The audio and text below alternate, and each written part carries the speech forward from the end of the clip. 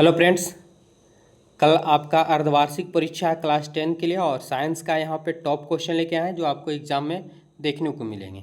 तो चलिए फटाफट से क्लियर कर लेते हैं और आपके एग्जाम के लिए अति महत्वपूर्ण है, इसलिए वीडियो को पूरा शुरू से अंत तक देखिएगा और यहाँ से बहुत सारे क्वेश्चन आपको मैच कर जाएंगे। तो चलिए फटाफट से क्लियर करते हैं। बिजली के फ्यूज तार बना होता है। देखिए, बिजली का फ्यूज तार हमेशा उसमें प्रभाव पे काज करता है, गर्म तार में जोड़ा होता है फ्यूज। लेकिन यहाँ पे सवाल है कि बिजली का जो फ्यूज बनाया जाता है वो किसका बना होता है, किस तार का बना होता है। बिल्कुल बताइए फटाफट से। अगर आपका आंसर ऑप्शन सी है तो बिल्कुल सही, तांबे और टीन दोनों का मिश्रण होता है जिसे फ्यूज तार बनाए जाते हैं। अगले सवाल की ओर चलते हैं। क्वेश्चन नंबर 2 है कि जिन परिपथ से विद्युत धारा आसानी से नहीं होती है, यानी आसानी से प्रवाह आसानी से नहीं होती है, उसे क्या कहते हैं। बेहद ही खास क्वेश्चन।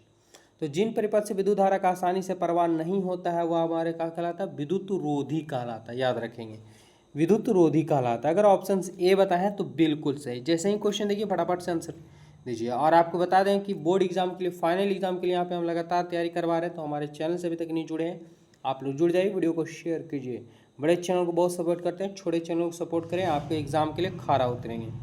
किसी वोल्टमीटर के स्केल पर 0 वोल्ट और 1 वोल्ट के बीच विभवांतर चिन्ह हो तो वोल्टमीटर का अल्पमान क्या होगा। देखिए, वोल्टमीटर का अल्पमान क्या पूछा है, तो क्या होगा यहाँ पे। तो याद रखेंगे कि 0 और 1 वोल्ट है, 0 और 1 वोल्ट के बीच कितना विभाजन है, तो 20 विभाजन चिन्ह, यानी जितने विभाजन चिन्ह उससे भागा दे देंगे। चाहे ऊपर आप जोड़ दें, ठीक है, और नीचे में क्या, जितने विभाजन चिन्ह उससे भागा देंगे तो वोल्टमीटर का अल्पमान निकल जाता है। ठीक है, तो यहाँ हमारे पास 0 से 1 वोल्ट है, यानी 1 वोल्ट ही ऊपर आएंगे, नीचे कितना विभाजन, तो 20 है। अगर हम भागा दें तो 20/2500 0.05 आएगा। ऑप्शन की बात करें, ऑप्शन यहाँ पे बी करेक्ट आंसर हो जाएंगे।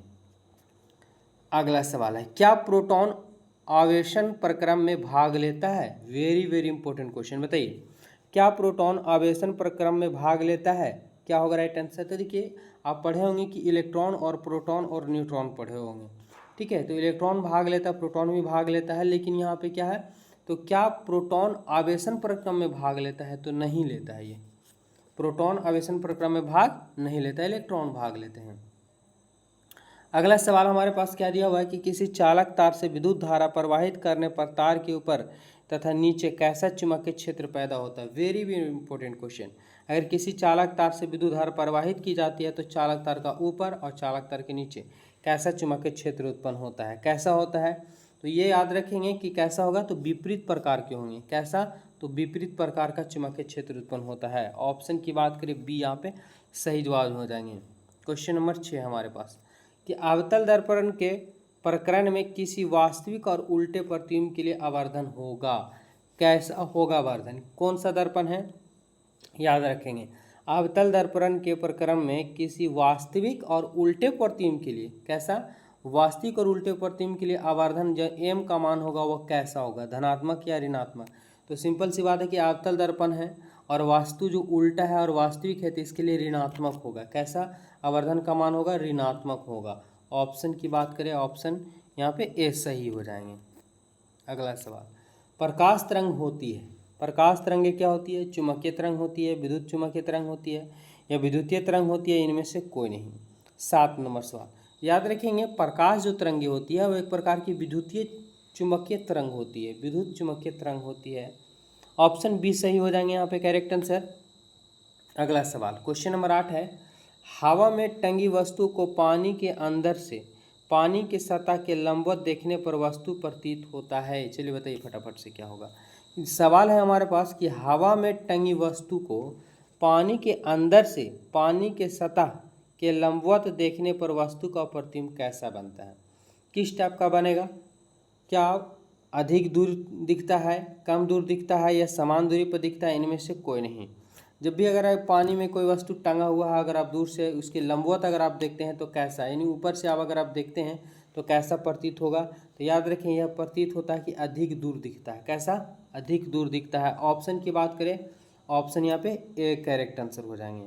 क्वेश्चन नंबर 9 है, प्रतिबिंब की ऊंचाई और वस्तु की ऊंचाई के अनुपात को कहते हैं। प्रतिबिंब की ऊंचाई h' और वस्तु की ऊंचाई h को कहा जाता है क्या, आवर्धन, संवर्धन, प्रवर्धन। तीनों एक टाइप के नाम लग रहे होंगे और आप लोगों को पता होगा कि आवर्धन को बोला जाता है क्या, आवर्धन बराबर होता है प्रतिबिंब की ऊंचाई बटा वस्तु की ऊंचाई को ही आवर्धन कहा जाता है। ऑप्शन ए सही जवाब हो जाएंगे।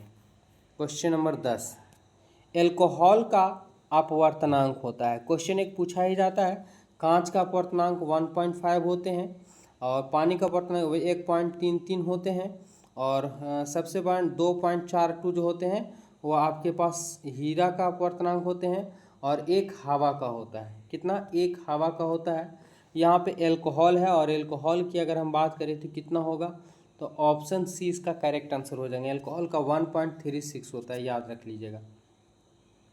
तो इस वीडियो में 10 क्वेश्चन ही रहने देते हैं, अगला वीडियो पास नेक्स्ट कर देते हैं जिसमें 10 क्वेश्चन क्लियर करेंगे। हमारे चैनल से जुड़ जाइए। धन्यवाद।